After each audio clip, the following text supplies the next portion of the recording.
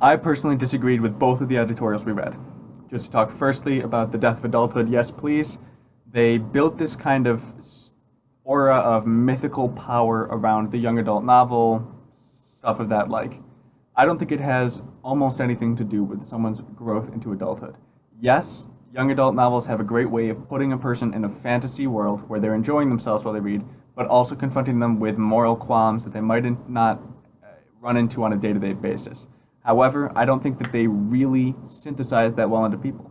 I think that, for myself especially, when I read a book like that, I may understand the lesson that's being taught and I may understand the gist of it, but when it comes to a real life situation where that does come into play, I don't gain anything from having read a book about it.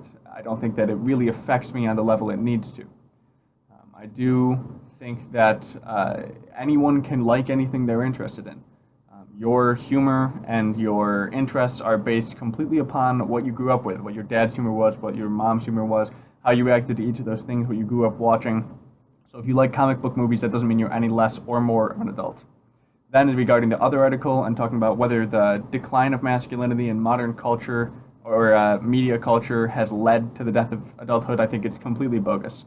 Yes, there was a lot of ethos behind this article because the guy was a film critic and he seemed to know what he was talking about. He threw out a lot of names of movies and TV shows.